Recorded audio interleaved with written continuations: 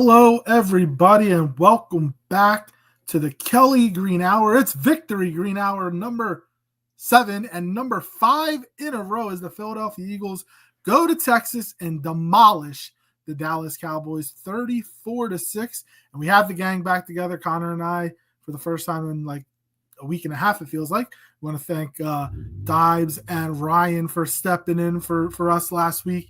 Dives with me on Tuesday, Ryan with you on Friday. And I'm your host, LJ Rowe, and as always, I'm joined by my co-host, Connor Donald. Connor, I'm glad to be back with you, man. Yeah, absolutely. I hope you enjoyed your weekend, and life as a father of 2 again is going amazing. And I mean, it was made like that much better by just the demolition, as you said, that happened yesterday in Dallas, getting that monkey off the back of not being able to win in Dallas in I think it was Since 8 straight it's been like quite a while, season, quite a stretch. Yeah. So it was great. It was great. We cannot talk enough about this game. It's going to be so great to talk about. Yep, which we will. Before we jump in, as always, follow us on Twitter at Kelly Green Hour. Follow Connor on Twitter at Connor10. Follow me on Twitter at LJRow54. And follow Eagles Pin Pool Network on Twitter, YouTube, Facebook, Twitch, everywhere at Eagles Pin Pool. And if you're joining us live in the comments, let us know your thoughts to the game, to the 34-6 victory. Let us know your player of the game. Let us know your play of the game. There was a lot of plays that were made, and it was, to me, kind of like a tale of two halves, because the Eagles offensive line did not handle the pressure that Mike Zimmer and that Dallas defense brought. 5 sacks, 2 turnovers. Dallas didn't have a sack in the second half. And, the Eagles, who deserves a lot of credit, is that defense. And I said, and at the beginning of the year, I was all over the Vic Fangio is cooked train. Man, has he proven me wrong. This defense is playing out of their minds now. Yes, I know it's been the Browns with Deshaun Watson stink. The Giants stink. The Bengals are meh. What other team besides Dallas? Who did we beat? The Jags and then the Cowboys. Oh, yeah, the Jaguars are and the Cowboys suck too. Have we played the best competition? No, but you have to play the teams on your schedule. Those 5 teams are combined, I think, 13-31, if I'm not mistaken, which is crazy. Just the parity in the NFL right now. There's the haves, which are maybe a handful of teams, and the have-nots, which is everybody else. And I think the Eagles are part of the haves right now. And we're going to find out huge on Thursday night, which we're going to talk about on Wednesday. So everybody that usually tunes in Friday for our preview episode, it will be Wednesday this week, with the Eagles playing on Thursday night, playing the Washington Commanders. And we can't wait to discuss that game on Wednesday. But, Connor, like we said, this game, looking at the stats, it didn't feel like the Eagles ran the ball well. They ran for 187 yards, if I'm not mistaken. It just, 187 yards. It felt like they couldn't really do much offensively. They put up 34 points. It helped that Dallas turned the ball over five times. What did I tell you a couple of weeks ago, Connor? Remember when we were discussing sacks and they couldn't get sacks, and I said, they'll start coming in bunches. And then they had 13 in 2 games. And then we were talking about how they couldn't get turnovers. They had 2 through 4 games or something like that. They had 5 yesterday. They've had 8 or 9 in the last couple of weeks. Turnovers, sacks on the defensive side of the football, they come in bunches, and this defense is doing what we have pleaded for them to do all season long, and they are taking the football away and taking advantage of these turnovers and extra possessions that they're getting. Oh, absolutely. I mean, we talked about how hard it had to be on a defense to constantly be having the offense turn the ball over and putting them in bad field position. I think me and Ryan talked about it on the last episode. It's such a game changer when it flips the other way, and you can see why it is so vitally important to win the turnover battle and why it is so hard to win games if you're losing the turnover battle. It's such a game changer, and it feels like me and Ryan talked about it, and you and I have talked about it over the past couple episodes. The Miami defense got better as the season went on because there are so many complexities to this defense that if you have to play all the preseason games and show your cards for the guys to be comfortable by week 2 or 3. Otherwise, you have to wait for 4, 5, 6 weeks into the season to understand the complexities, to figure out your fit in the system, figure out, like, except for unless you're Zach Baun. Zach Baun figured that out from week one and hasn't looked back. But for the most part, a lot of these guys have had to figure out how to fit into the system, how they fit into the system, how to work the system. And they are coming leaps and bounds. Bryce Huff, I mean, he didn't get a whole lot of opportunities. Yes, sack fumble. The opportunities he had had that big fumble. Jalen Hunt finally on the field, and he was looking like respectable. Like he got more snaps than Bryce Huff. He got more, exactly. Like it's going to be interesting to see down the stretch how they continue to manage Bryce Huff, who you paid a boatload of money. Jalen Hunt, who was your developmental guy, but clearly, it doesn't appear as though Josh Sweat, like me and Ryan talked about it on the last episode, Josh Sweat is in a good spot because pass rush is a premium. We know it is a premium position, and he knows, good as anybody, that if he hits the free agent market, he's going to get paid. Even though he's, mediocre, subpar, whatever we want to say, he's not the greatest guy. When he shows up in bunches. When he disappears for weeks. But at the end of the day, it's such a premium position. Howie's not going to be able to match what some other team is going to be willing to do. And that's what me and Ryan discussed on Friday, was he knows his market. Zach Baun, on the other hand, some team may pay him a lot of money, and if they don't use him the way that Vic Fangio's using him, he's going to be an absolute waste of their dollar. But that's a different story, different contract talk for a different day. But it is, and I think I said it to you, and if not, I said it to Dives last week. He may have priced himself out of being an Eagle. Now, I know the Eagles paid Saquon, and that's something that the running back position is somewhat a position that they really haven't valued. I mean, Shady, obviously, they paid, but and DeMarco Murray. But for the most part, they haven't valued the running back position. They did pay Saquon. They normally don't value the linebacker position. Baun's on a 1-year deal, and Nakobe Dean, it was a 3rd-round pick. I think that them two together is good. I think Baun is really good for Nakobe Dean. And if he doesn't come back, I don't know how that will change Nakobe Dean in terms of the way he's been playing. But it will be interesting to see what happens. It wouldn't shock me if behind the scenes Howie was talking to his agent, trying to work something out to get ahead of it, because every game he plays, that price tag is going up, and it's crazy because we went years without the Eagles having a competent linebacker. I mean, they had the Nigel Bradham, they had T.J. Edwards, Kaiser White, but they haven't had that consistency. Instead of going out and trying to find that guy, you have that guy that fits in this Vic Fangio defense. Keep him. And everybody saying they made a mistake getting rid of T.J. Edwards or not bringing back T.J. Edwards. I think he wanted to go back home. He's from that area, the Chicago area, and he literally signed 5 minutes after the legal tampering period opened up. So I kind of felt like that was a thing that was going to happen. He kind of just wanted to go. He just wanted to be back close to home. And it's unfortunate because he was good here. But Zach Baun, I can't believe that the Saints had him as an outside backer rushing the passer for the most part. Who knew that this guy was this good? It was an underrated signing, obviously, for the Eagles, because when the Eagles signed him, everybody's like, oh, okay, it's another pass rusher, blah, blah, blah. Nobody thought he was going to be an off-the-ball linebacker, and he has done an outstanding job. He's been just so, worlds better than any of us thought he was going to be. And, he's, top 5, if I'm not mistaken, in the NFL. He's close to 100 tackles already. There's a shot he could hit 200 tackles this year. It's crazy. Him and Nakobe Dean are always around the football. And it's awesome how Baun in his post-game press conference or post-game interview after the game, he's like, when Nakobe makes a play, I feel like I made the play. When I make the play, it feels like Nakobe made the play. If Nakobe does one thing, I want to try to up him. If I do one thing, Nakobe wants to try to up me. That competition that they have is really cool. And I hope that the Eagles are able to work something out, because he's just been a saving grace for the linebacker position for the Eagles this year. And I think it's going to help somebody like Trotter. Trotter can learn from him. He's from Baun. He's a vet. And you don't have to really throw Trotter into the starting mix right away, even next year. Let him work his way into that, continue to learn the defense, get his body into an NFL player. And then, when Baun, if say you sign him to a 2-3 year deal, maybe towards the back end of that, Trotter will be ready. And then you can have the Trotter and Nakobe Dean, pairing. Like, there's so much to think about in terms of that. And obviously we don't want to think too far because that's, off-season stuff. And the way that the Eagles are playing, we're thinking till February.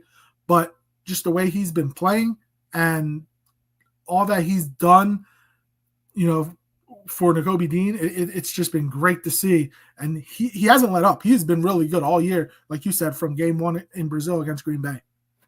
Yeah, and I mean, maybe Howie's, waiting things out to see if Vic Fangio sticks around. I mean, because if we win a Super Bowl, Vic Fangio, or we make a deep run in the playoffs, Vic Fangio probably stays around. If we miss the playoffs, which is really not looking likely right now, maybe Vic Fangio would have said, okay, I've had enough. I mean, the guy's like 75 years old. Like maybe he's waiting because he knows as good as anybody, if I pay Zach Baun and I got a whole different system coming in, is Zach Baun going to be worth the money and as effective? Well, I honestly don't think that there would be a new system. I think that they would hire Christian Parker, I think, is the defensive backs coach. And what he has done with that secondary, like, he could be somebody that could potentially get the bump up the defensive coordinator. I don't think it's going to be the same. I don't think it's going to be like bringing in Matt Patricia and Sean Desai.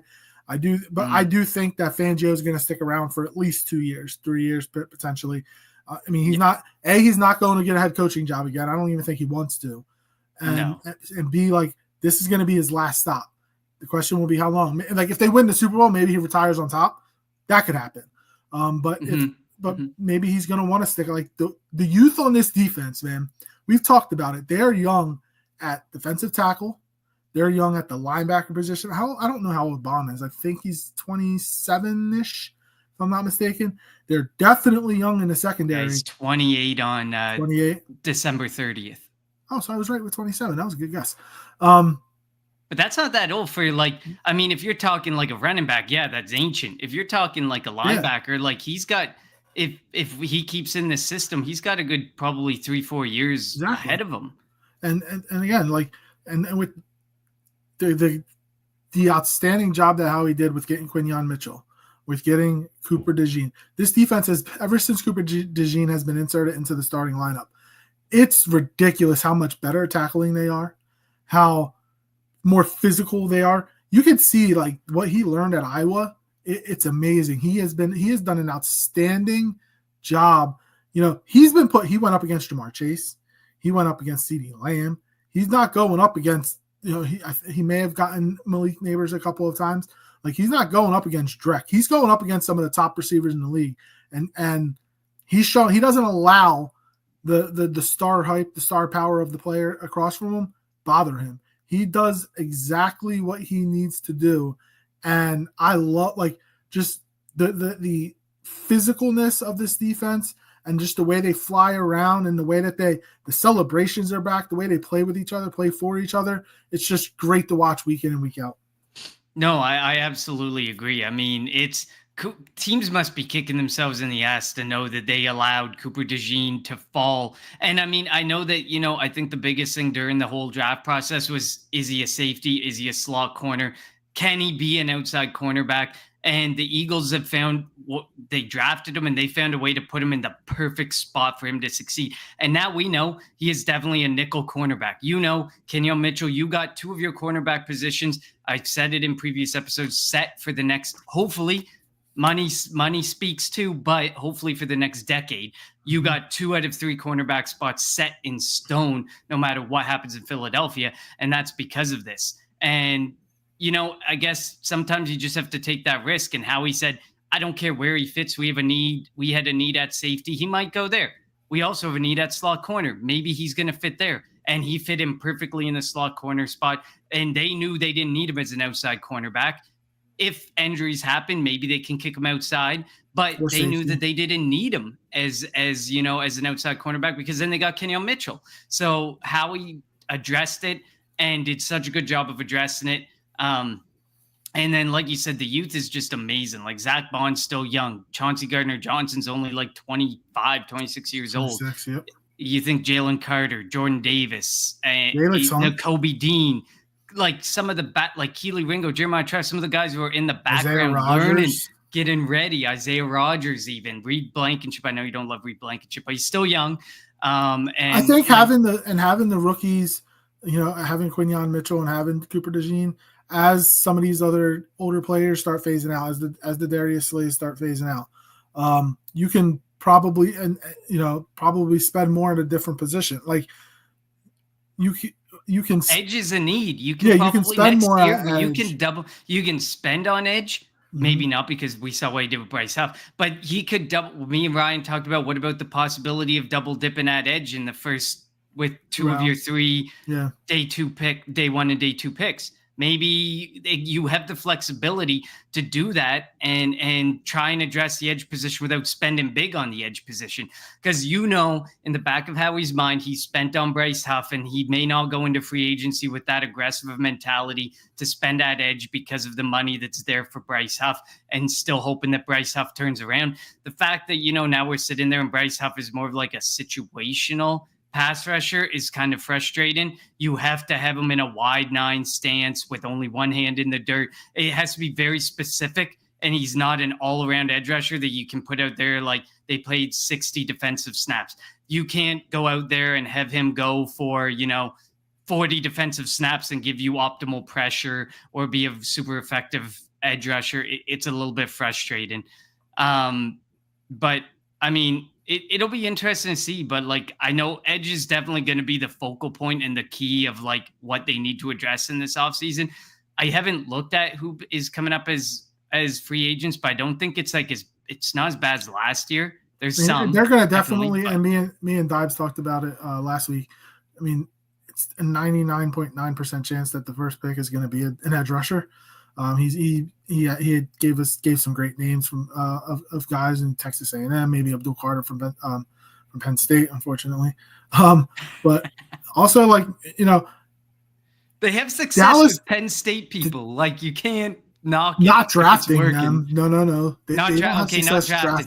Watching them in the NFL and saying, I want to pay that guy. Okay, yes. Like, Dallas is let's put it this way. Dallas is gonna be hurt. Like, Dallas may be mediocre for the next 2 to 3 years, 3 to 4 years. They've already paid Dak. They've paid CD. Micah Parsons coming up on a contract. He wants to be the highest paid defensive player of all time. Like, are they going to be able to afford him? Does he even want to be there? Like, maybe, it would never happen. Like, Jerry Jones would never trade Micah Parsons to the Eagles. But like, if Howie were to call him up and be like, and at his old age, maybe he wouldn't even know. Would if Howie called up Jerry Jones and was like, first and second or 2 first or whatever it is, let me get Micah Parsons. The way he handles contracts, he'd be able to make it work. And like, that would complete the Bermuda Triangle of Penn State players from the NFC East, getting Saquon from the Giants and getting Jahan Dotson from the Commanders, and then finishing it off with Micah Parsons from the Cowboys. But that's a different story for a different day if it were to happen. But like, that would solve an edge rusher issue. Like, massively. As much as he talks about the Eagles, like, let's be honest, and he claims that like he wasn't an Eagles fan and he was a Cowboys fan growing up, blah blah blah. But let's be real, the way he talks about, he admires what's going on over here. And Saquon probably, like, they were teammates at Penn State. You have to think Saquon kind of dropping it in his ear, like, bro, you want to be over here, like telling him how things are like over here compared to what could be like in other situations. So like, I do still think Dallas is going to give give Micah a huge contract. I mean, they'd be dumb not to. But anything can happen. That puts you in a tough spot. You paid your 3 guys, but your 3 guys are going to account for like 33% of your salary cap. More than that, because I'm pretty sure Dak spend on the other 50. I'm pretty sure Dak and CD already cost like 30% of the salary cap. Exactly. So even worse, like if you pay Micah Parsons that like top 50%. Defensive player, yeah, you're 50%. Then you got it's the top 51, I think, that get under. So then you got to figure 48 guys to fit under 50% of salary cap. Like, you have to draft super well. And I mean, at the end of the day, I mean, I know we haven't talked a whole lot about the game, but one of their picks, DeMarvion Overshown, had a great game. Like, he looked really good. So, but periodically they hit on draft picks, but they miss too. They swing and they miss on a lot of draft picks. I mean, Luke Schoonmaker Like, just to think of a couple guys that they invested heavily in and are barely seeing anything or are definitely not performing to the degree that they thought. Of course, every team is going to swing and miss, but you literally, if you are 45 to 50% of your salary cap invested in 3 players, you literally have to swing and hit home runs on every single draft. You can miss maybe on one, but you have to hit home runs on almost every draft pick in order for your team to be anything. They're actually decent at drafting, though. Like they've hit more than they missed. Like, I would say that their percentage of hitting on draft picks is higher than Howie's percentage right now. But Howie has gotten better over the years. Now it's easy when you're drafting Devontae Smith and you're drafting like Quinyon Mitchell. Like it's easier. Jalen Carter. Jalen Carter when you're drafting these guys that are blue chippers. It's what you do in the later rounds, and Howie is getting better at that. He's not there yet. Like, if there's a deficiency, he loves his developmental pieces, and some of the teams like the Cowboys love their I see what you can do, let's work with it. And Howie's more of that. He loves the intangibles. We know that. He did it with Milton Williams. He did it with Jalen Hunt. He loves those guys. He's like, but if we could unlock this guy. And how many times have we seen him truly unlock like the middle? Like, we've seen him unlock Jordan Mailata. That's a seventh. That's a whole different ballgame. But when he continues, when you continue, and that's Jeff Stoutland. That has nothing to do with Howie. But when you constantly invest like a third round, because it's always those third rounders. Jalen Hunt was a third rounder. I think Milton Williams was a third rounder. When you're constantly investing third rounders in these developmental guys, and some other teams are hitting home runs with guys that they can plug and play right away, it becomes very frustrating. And that's where Howie seems to miss, is that third round, fourth round, where he's like, look at the intangibles. What can we do with this?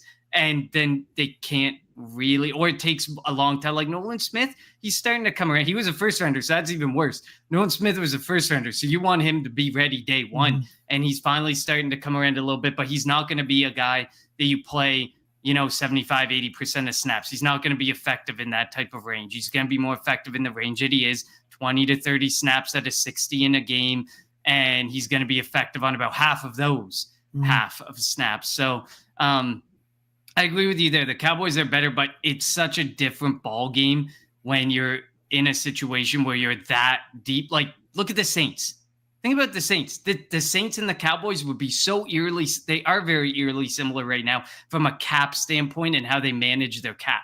They just don't. And me and Ryan talked about it on the episode. We spent most of the episode just bashing Jerry and Stephen Jones, and that they need to step back and put like actual football minds in the room and let them do their we job. don't need that. We don't need that happen. We don't need it, but they need it. And like the only thing Jeffrey does is he has his say in his coaches. He likes his type of coach. We know he likes his type of coach. We know he likes to be involved in that process, which is fine. But Jerry, which is why I don't know. I don't think Bill Belichick will go there. I don't. Yeah, I have the hardest, because Bill Belichick, one of the big things that kind of led to the demise in New England was he wanted more power and kept wanting more power, especially from a personnel standpoint. If you're going into Jerry world, you have no power over A, what he says, B, what he wants done with the team, and so many other things. I mean, it's just such a dumpster fire there. And I mean, we love it. I prefer it to stay that way. Same with New York. I prefer, that Daniel Jones contract was a major blessing. Now, once they get out from under Daniel Jones and maybe Brian Daboll finally and Joe Scone finally get their pick of their quarterback, maybe things start to turn around there. But I mean, they're not even going to get that far. I think that Joe Shane and Brian Daboll are probably going to be fired after this year, but we'll find out. Yeah. Let's get back to the game a little bit. Ryan says Eagles are giving the ball a lot to Barkley, but my only issue is they're not giving him the ball a lot early. They wait till later to run the ball. Why don't they start the game off running a lot? It's always passing early on in the game. Oh, and freaking Hurts passing on first downs. Why? Well, obviously the Eagles are now, granted, over the last 5 to 6 weeks, the Eagles have run the ball most in the NFL, about 59-60% of the time.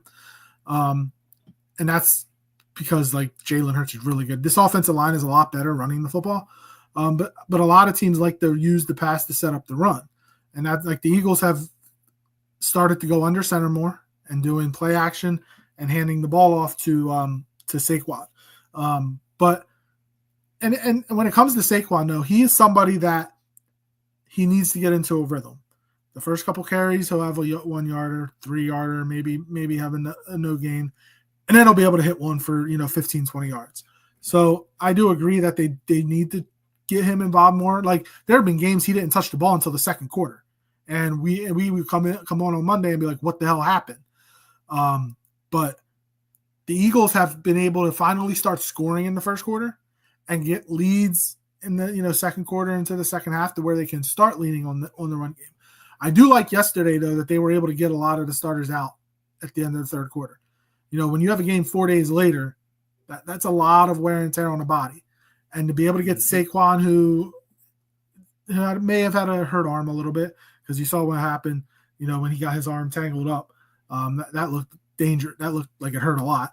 But being able to get Jalen out, Saquon out, the receivers out, a couple of the offensive linemen out, get them off their feet, that was good to see, because they're and it wasn't as physical a game as, say, Washington played against Pittsburgh. They're going to be more, I don't want to say they're going to be more rested, but they're not going to be as physically taxed as Washington was, because Washington went down to the wire with Pittsburgh. So I do like that they were able to get a lot of those guys off the field. I still think that any ball that goes to Kenny Gainwell is a waste. It's so frustrating. Like the end of the first half, he was out there, and obviously they like him as their 2-minute running back for some reason. I don't get it. But it was good to see somebody other than A.J. Brown, Devontae Smith, or Jalen Hurts or Saquon Barkley score a touchdown. Dallas Goedert and Johnny Wilson scored. But Dallas Goedert coming back from his injury, it was good to see him get into the end zone. The Eagles, when the Eagles were leading 7-3 and Dallas was dry, or no, it might have been after the fumble, where that after Jalen got sacked by Micah, he fumbled it. Dallas picked it up. Was that after? And then after that is when Zeke fumbled, if I'm not mistaken. Like, that was a huge play by Zach Baun and CJ GJ to be able to knock that ball out, because it went from a 7. It was 7-3 and it could have been 10-7 Dallas going into the half. But the Eagles, were able to, they didn't score on the next possession. Dallas got it back, kicked the field goal, and then the Eagles were able to go into the half up 14-6. 14-6 looks a lot better than 17-10, 14 or 14-10 or whatever it is. So the defense deserves a lot of credit, and Jalen deserves credit too, because the interception he threw, I think that was just a great play by Trayvon Diggs. Most teams pass on first down. Like, you don't want to. And I personally, like, when I saw the replay, I was personally disappointed in Goddard's effort. Like, I didn't find. Well, I don't even think he knew Trayvon. I don't think he knew Trayvon Diggs was there either. I don't think he did either. Diggs was looking the other way. So Diggs, I don't know how many corners can make this play, but because Diggs used to be a wide receiver. When he started out at Alabama as a receiver and switched to defensive back and almost transferred because of that. But he can thank Nick Saban, because Nick Saban made him a lot of money. Remember that year he had 10, 12 interceptions, even though he also gave up over 1,000 yards. But like, his eyes were to the outside. He flipped his hips. I don't know if Hurts could have thrown the ball sooner or whatever. I don't think Goddard saw that that Diggs was going to be able to make that play. Thought he was going to be able to make that play, and I don't think Hurts did either. It was just, sometimes you have to give credit where credit is due, and Diggs made a great play on that interception. It was the only play Diggs made, but like, what are you going to do? Like, sometimes they get paid too. He's one of the highest paid corners in the league. They're professional players on the other side. Like, they're going to make a play.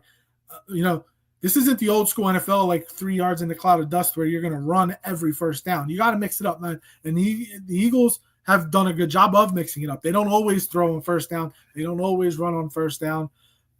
And that's what you want. Like, there are teams that come out and you know what they're going to do on the first down. I remember Andy Reid days, we knew the first play was going to be a play action deep pass. And he would, when T.O. was here, that's what he did. The play action deep pass to T.O. So like you don't want to be predictable, and I have no issues with it. Like it was just a great play by Diggs. I was disappointed, obviously. Like it was the first interception that Hurts has thrown, since September, which is crazy to think. But he deserves credit because he didn't turn the ball over, or he had the fumble, and then he didn't put the ball in harm's way the rest of the game. He looked decisive when running the football, and that dime that he threw to AJ Brown for, what was it, like 40 yards or whatever, that was one of the best throws he's made. I've seen Jalen Hurts made. Obviously, the one to Devontae last week was outstanding, probably the best throw. But the one that he threw, like it was a perfect dime. Just drop it right in the bucket. Couldn't have handed it better than AJ Brown. And then AJ Brown home 5 catches, 109 yards. Like he's putting up 100 yards like he does it in his sleep. It was a really good. The second half obviously was way better than the first half. The Eagles scored 27 unanswered points, if I'm not mistaken. And they scored 20 of them in the second half. And Dallas is a team that if you can kind of punch them in the mouth, they're going to quit. And that's what they've quit on Mike McCarthy. I don't know how. There's zero chance he's back next year unless they go on a run and win a Super Bowl, which ain't happening because they don't have a quarterback. The team blows. They have Houston this week. I think Houston's going to kick their ass. But it's just the way that if you punch a certain team in the mouth, they will just give up. And that's what Dallas did yesterday. Yeah, absolutely. Back to Ryan's comment for one moment. So I look back, they had 3 possessions started in the first quarter. Saquon Barkley started with the ball in his hands on the first play in 2 out of the 3. And on the other play, it's on the other possession, it started with a pass, and then Saquon ran with the second down. They have gotten a lot better. They're getting way better. I understand the frustration, and I think it continues to stem from seeing, passing the ball on first down. People think that Saquon's not getting the touches early on, but it's way better. We, like you said, LJ, we saw games where his first touch came as the first quarter was ended. Mm-hmm. And now you see he's part of the first possession almost every time within the 1 or 2 plays. He's always within the first, in almost like if you go down the line, as long as the starters are on the field, he is touching the ball within the first 2 plays of every possession. Whether it's first play or the second play, he's getting a touch of some sort. So I think the frustration stems from the previous games and the fact that we've only seen a couple games where he's really getting involved. I think it's just these last couple games where he's really getting involved early on in the first quarter, getting the early touches, but it has changed and it is getting a lot better. And I think the Eagles saw that, realized that, and are running with that as well. Mike McCarthy, I know that, Jerry's sticking to his laurels here and he's like, I will not give up on my coach. I'm not giving up on my team midseason. I'm not going to invest all of our, draft. He wasn't going to invest all of his draft capital at the deadline in trying to fix the team midseason. Like he is the most stubborn guy you're going to meet, Jerry Jones. He sticks by how I started the season is 9 times out of 10 how he's going to end the season. Look at his teams. Look at what he does. How often do you see a dramatic shift in his teams from week 1 to week 18 now? You just don't. You don't, because he sticks it out, because he thinks that disrupting the flow, which 3-6, 0-4 at home, what flow do you have right now? Disrupting any type of flow is going to ruin the season for them. Like newsflash, your season's ruined. You are now 4 full games out of first place in the NFC East. I'm no historian of the NFC East, but I don't think I can think of the last time a team was able to come back from 4 games down in their division to win it. So first of all, that's out of the reach. And then, like you said, there's the haves and the have-nots. Mm-hmm. And there's still some decent haves that are fighting for wildcard spots, and they're at or above 500. The Cowboys are 3 games below 500. If you were going to be a have or had a chance to be a have at the wildcard spots this season, you would have to be at 500 right now. Mm-hmm. Like you're 9 games deep and you are not at 500. I just don't see a way that they can make it. And like you said, it's clear. You can see post game, what people are saying, what Jerry's saying, what like how can you not be defeated when your owner is starting every week off punching you in the mouth so that the team can finish you off in the first quarter or the second quarter of the game that Sunday or that weekend? Jerry doesn't give them a chance. I would hate to be a Cowboys fan. I would hate it. The fact that they were the talk after the game was they were asking Jerry about curtains because sun was in the players' eyes. Like, yeah, things. And he went off about like, oh yeah, might as well just build a brand new stadium after I just built $1 billion. No, yeah. Man, it's probably like tens of $1,000s in curtains, but like your own the funny team part is complaining. The funny part is when they have other events there, concerts, WrestleMania, they have curtains that they put down. They already have them. That's the thing. But he loves the advantage that they have for 2 quarters over the opposing team that has to play into it. Them? Why did it affect CeeDee Lamb? Why did it affect them but didn't affect the Eagles? But you could tell on that CD play, how do you make a play on that? Like it was every angle, it's just pure sun just beaming into these I went there. So I was there last year. Now it was a Sunday night game when I was there. But like it's just all glass. So like in the end, like where that sun, like so it's understandable. I would be frustrated, and I mean, obviously Jerry doesn't care. Like he has while they're working out, while the players are working out, he has tours going through the stadium. So like all he cares about is money. Like, they're the highest valued franchise in sports. That's all he cares about. They're never going to win anything with him, and I hope he lives forever. I really do. Because at this rate, Jerry handing it down to Stephen Jones is the same thing, except Stephen Jones right now doesn't speak. But if Jerry goes away, Stephen could start becoming the mouthpiece that Jerry was. We don't know. But at this point, you handing it over to Stephen Jones is probably equals circumstance and situation. How many more billions do you need in your pocket to enjoy your life before you let your football team try and go out and win? Well, hopefully not. Hopefully for him, give him all the billions. Hopefully a lot more billions. Hopefully a lot more. They're never going to win. Like, so what were your thoughts on that play? So after Cooper Rush fumbled in the first quarter, and it was picked up by Milton Williams. That play by Saquon where he made 3 Dallas people miss, 2 ran into each other, and 1 he did a nice little spin move. Like the move, and Saquon, it's funny because Saquon, he did an interview, I don't know when it was, but he said that he's got his pay, he's got his money, he's got his contract, he's got what he wants. That's why he can go out there and jump over people, spin belly. He's got what he wants. And he's looking like the younger Saquon. Like just what he is able to do out there on the field. He stiff arm over Sean, the guy you were talking about. Like he stiff armed him into the ground. Like Saquon is playing free. Like imagine if Saquon would have played with the Eagles with an offensive line like the Eagles. It didn't have to be the Eagles. Could be some like just have that offensive line from the beginning of his career. Like he would be a no doubt about it Hall of Famer. Now he still may potentially be one, but like imagine what he could have done with this type of offensive line around him for his entire career. Agreed. I mean, like all he needed was a top 10 offensive line, and I don't think he ever saw outside of the 20. 10 worst. Like I think he always had the 10 worst was in a bottom 10 position. And I mean, that team, that quarterback, that situation altogether never did him justice. Like it was, he never really had a chance.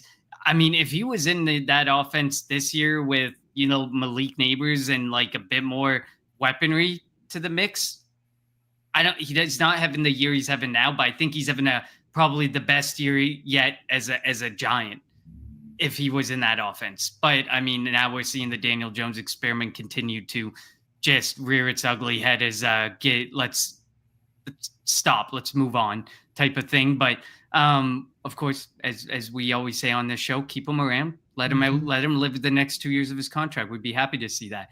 But I agree. Like, there's still a chance. Like, if he can do this year and next year and put up almost 2,000 all-purpose, scrimmage yards. I mean, he can easily still be a Hall of Famer. Like, some people forget if you remove the injury seasons, which obviously we can't, but if you look back to those first couple of seasons where he was pumping out, like, with one less game, he was pumping out like 1,500 scrimmage yards. Like, he still had monster seasons. So, like, he definitely could still be a Hall of Famer, but, like, he's playing so out of his mind. Like, and even if he's banged up, he's not showing it. Like, there's not a lick of banged up show. Dallas Goedert, he's showing a banged up man right out there right now. And now he's got, they did the walkthrough today, and he did not practice, or he would have been a DNP if it was a regular practice, because now he went from dealing with a hamstring to dealing with an ankle.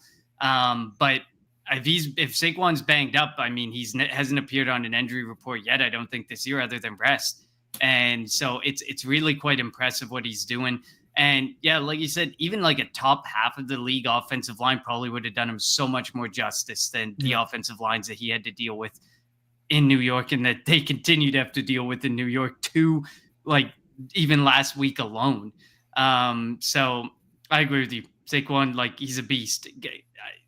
He ended up in the most optimal situation, and I hope that he continues to perform and continues to stay healthy, because he is such a focal point to this offense becoming what it has been able to become, that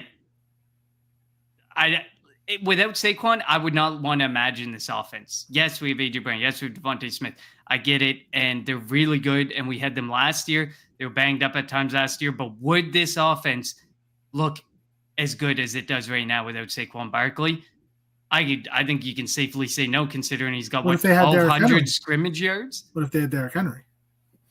Maybe if they had Derrick Henry too. Like, I mean, the two best running backs were the ones that got paid. So Josh Jacobs, Joe Mixon, like, actually three best running backs. I think Josh Jacobs is right behind, from a yardage perspective, right behind Saquon and Derrick Henry. Like, your three best running backs, and we've started to talk about it more on shows. Yes, it's still a pass-friendly league. And if you're a team that's going to run the ball 60% of the time and throw 40% of the time, you're probably not winning the Super Bowl. But at the end of the day, you need to have a run game. And the running back has been so devalued and devalued and devalued. The Eagles are notoriously bad for it. It's been so devalued that they're like, we don't even need them. But it's so clear. Look at some of the top teams in the league. I think of the top 5 teams, I think each team has one of the top 10 running backs. Yeah. You need a running game to complement the passing game. And I think hopefully this free agent period was enough to show teams you probably should start to respect and pay running backs again. Yeah. And we'll see. The league is changing right now. And like and I think I mentioned it I don't know if I mentioned it to you a week and a half ago or Dives last week. The defenses are getting smaller. So the one thing that Chip Kelly said, big people beat up little people. So like offensive lines get bigger, start running the football. So and then when defenses start transitioning back to getting bigger defensive linemen, bigger linebackers, then you'll see the passing game. Even though the passing game, I think, will always be there. So and the Eagles kind of have the best of both worlds right now. And it'll be see how they can continue to evolve with that. And hopefully, like, Kellen can stay. If Kellen stays, I mean, because if the offense continues to keep progressing, he's going to get interviews. And hopefully the Eagles don't have to get another offensive system going. I mean, we've seen Kellen Moore get interviews before, and there seems to be, it's similar to the old Chiefs, Bieniemy. Yeah. Like, there's something about these guys where they never actually got hired. We can argue what we want to argue about, other things at play, but Kellen Moore has gotten multiple, he's interviewed almost every offseason for multiple head coaching jobs, and he never gets them. Yeah. So there's something about, Bieniemy and Kellen Moore that maybe doesn't speak to teams of your head coaching material, and maybe that will do us wonders if he continues to have control over the offense, that he'll agree to stay in Philadelphia, and he'll want to stay in Philadelphia. My hope is that he stays in Philadelphia, because, like you said, or like we've said in past episodes, Jalen Hurts has not had the same. Well, but Shane Steichen was the same offensive coordinator for 2 years. That was it. Yeah. So outside of that, in 6 years in the NFL, Jalen Hurts has had 5 different offensive coordinators. Plus his college days. He had a different coordinator every year too. So how do you you need to have continuity. And it's shown before with teams. Continuity is so important, especially in coaching and scheme, that it's vital. Like if it's a money thing or if it's a power thing, I don't know what it might be with Kellen Moore, but if it's a money thing, give them more money to stay. I mean, there's no salary cap on coaches. Cap. Coaches aren't on the salary cap, so exactly. So we'll see what happens. Obviously, we're hoping we're not discussing this until after the big game in February. But we'll see what happens, and hopefully the Eagles can continue to progress. The Eagles started to chip away, putting another nail in the coffin of the Dallas Cowboys, and as you said, they were full 4 games out of first place. It's a 2-team race, and we figured the Eagles would be one of them. We didn't think Washington would be the other one. And there's a huge game Thursday night at Lincoln Financial Field between the Washington Commanders and the Philadelphia Eagles. We are going to talk about that on Wednesday night. Little G Griffith getting ahead of it. Eagles win game. Eagles 7-2. Eagles beat Commanders. I mean, I think it's going to be a really good game on Thursday. I know, it's coming off already one of the best Thursday night games of the year, maybe in Thursday night game history.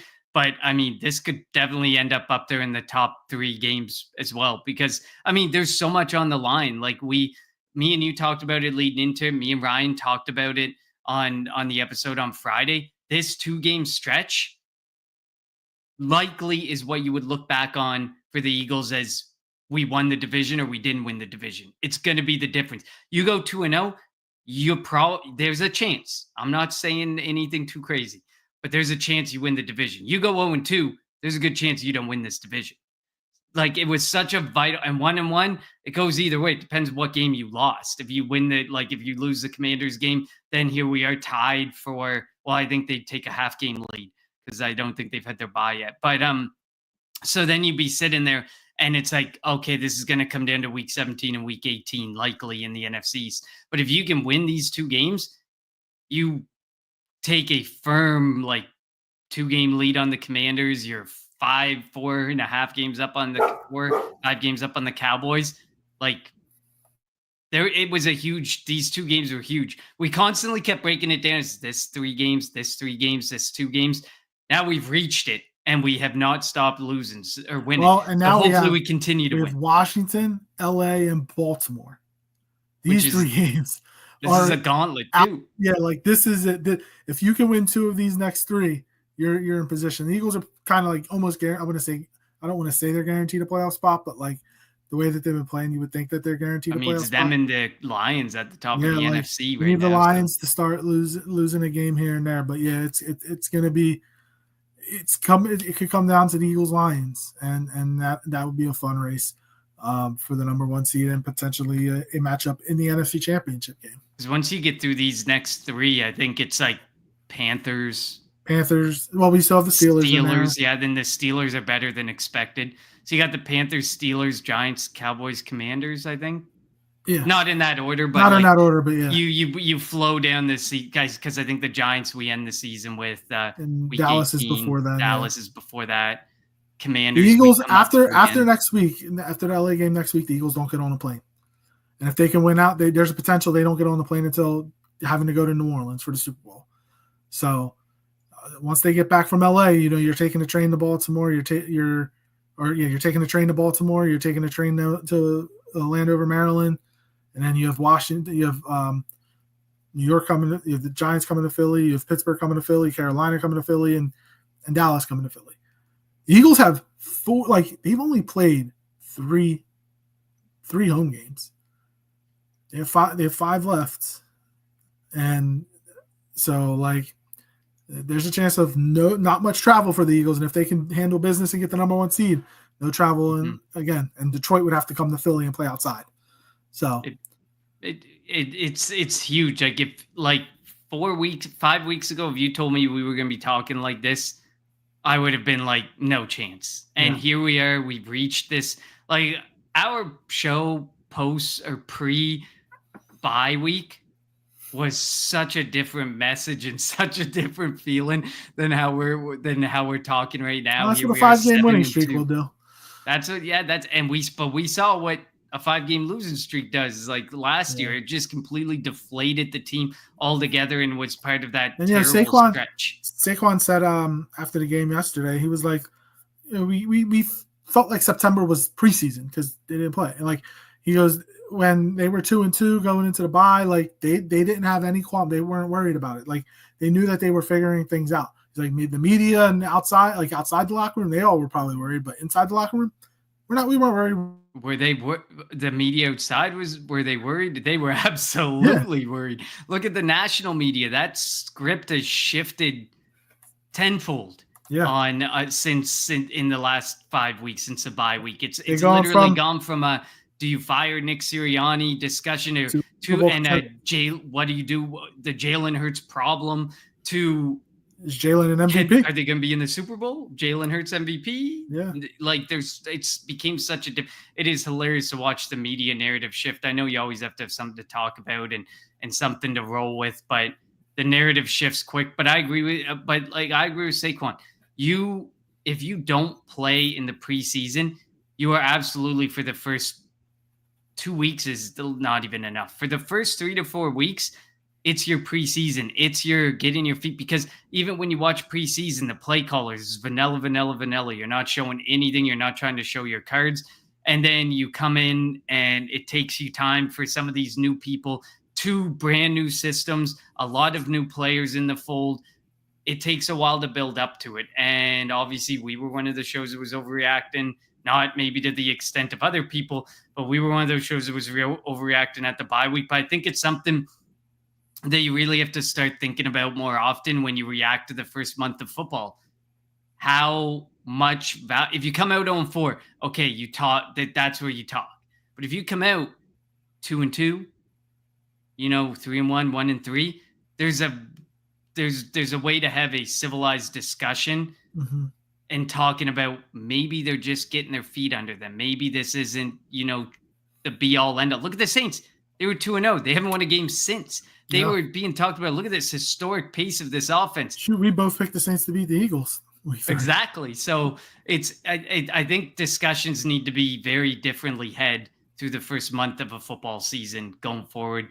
I know I will start to view it a little bit more differently going forward. And I know that in time we have viewed it a bit differently, but other media sources definitely won't, because it wouldn't give them something to talk about. People they're still going to complain that the Eagles don't play in preseason next year. And it's obviously worked for Sirianni because they're usually healthy going into the season. They've made the playoffs 3 straight years. This will be the 4th straight if they continue with the right.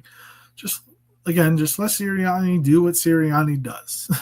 And the fact he's come close, but he hasn't cost them games yet.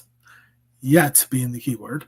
But we'll see what happens over, some big time games coming up, starting with Washington on Thursday night. Like I said, we'll be back on Wednesday to get you set for the Philadelphia Eagles and Washington Commanders in the huge NFC East matchup. And this could potentially be another great Thursday night game like last week's Baltimore and Cincinnati game.